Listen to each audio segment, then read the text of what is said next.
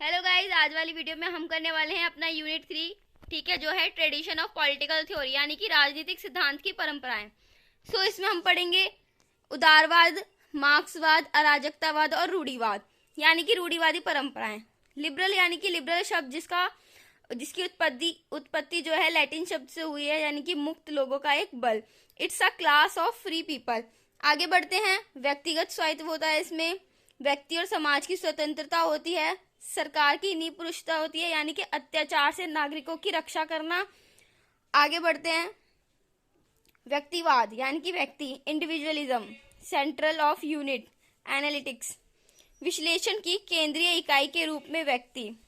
इसमें आते हैं जो सारे पॉइंट्स हैं, सभी मनुष्यों की गरिमा और सामान्यता, व्यक्ति का कल्याण, dignity of equality, welfare of the individualism, possessive individual, है ना। और इसकी बुक जो लिखी हुई है the political theory of possessive individualism, ये लिखी है सीवी मार्क्स ने। ठीक है, 1962 में पब्लिश हुई थी। और जो दूसरे हैं हमारे इमैनुअल कांट। ठीक, आगे बढ़ेंगे हम इस तरह से। स्वतंत्रता यानी कि फ्रीडम। उससे पहले मैं आपको यहाँ बता देती हूँ, जो इमैनुअल कांट थे वो कैसे पर्सन थे। वो एकदम रोमांटिसाइज और गुड और चिल पर्सन थे, जो कि रिलैक्स रहते थे। ठीक है, वो तर्कवादी बहुत थे। आगे बढ़ते हैं हम अपने फ्रीडम पे। ठीक है, इस पे आते हैं जेएस मिल, आगे जॉन रॉल्स और लिजल बर्लिन। ठीक है, आगे बढ़ते हैं। Freedom and liberty should not become a licence. किसी एक की स्वतंत्रता किसी अन्य की स्वतंत्रता को हानि ना पहुंचाए। ठीक है, इसमें ये बताया गया है हमें, हार्म प्रिंसिपल कहते हैं इसको। आगे जॉन्स का रोल, जिसका विचार है सभी के लिए समान बुनियादी स्वतंत्रताएं, इक्वलिटी, है ना, equal liberal principle, basic liberty.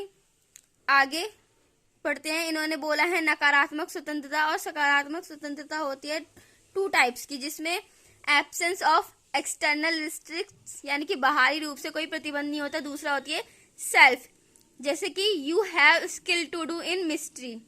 Justice, the theory of justice, 1971 में ये बुक लिखी गई थी जॉन रॉल्स के थ्रू, यानी कि जस्टिस मीन्स न्याय। आगे बढ़ते हैं। टॉलरेशन यानी कि सहिष्णुता, यानी कि सहनशीलता। आगे बढ़ते हैं, उसमें पता चलता है कि व्हाट इज लिबरल स्टेट, उदारवादी राज्य क्या है। कानून और शासन की आवश्यकता होती है, यानी कि laws and governance are necessary. और हम आपके साथ कुछ थिंकर्स की बात कर लेते हैं। थिंकर हो गए जैसे कि हमारे जॉन, जिन्होंने कहा है जहां कानून नहीं वहां स्वतंत्रता नहीं, है ना। Where there is no law no freedom. Thomas Paine's ने कहा है राज्य एक आवश्यक बुराई है। A state is a necessary evil. Economic liberalism, market economic, जिसमें प्राइवेट प्रॉपर्टी होती है। इंडिविजुअलिज्म होता है, यानी कि आर्थिक उदारवाद, बाजार अर्थव्यवस्था, जिसमें निजी संपत्ति होती है। और व्यक्तिवाद होता है। इस तरह से ये हमारे नोट्स हैं। आगे बढ़ते हैं और भी समर्थकों के बारे में बात करते हैं। आगे बढ़ते हैं। ये समर्थक यानी कि Adam Smith, David Ricardo, JS Mill. एक बॉक्स में हमने लिखे थे इनके प्रकार, ये जो भी है। अविनियमन, कर कटौती यानी कि टैक्स कट्स, मुक्त व्यापार, फ्री ट्रेड, मुक्त व्यापारियों का विरोध, यानी कि अपोजिशन फॉर ट्रेड यूनियन।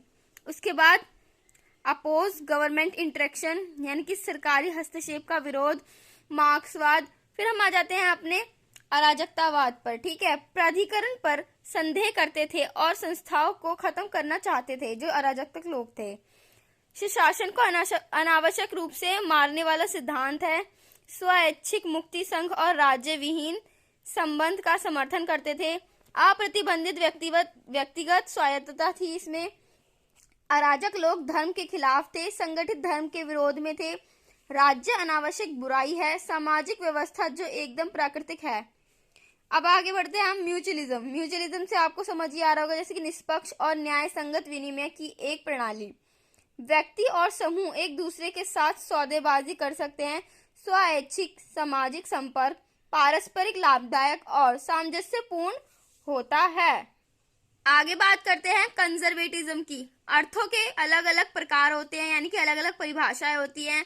मध्यम या सतर्क व्यवहार होता है। पारंपरिक जीवन शैली होती है। परिवर्तन को स्वीकार करने से इनकार करना, डरना, इसका उद्गम 19वीं शताब्दी के शुरुआत में हुआ था अमेरिका और यूके में, है ना। यूएस और यूके में तर्कवाद पर अविश्वास करना या ना करना, पारंपरिक सामाजिक व्यवस्था की रक्षा या समर्थन, ट्रेडिशंस, वैल्यू, कस्टम्स।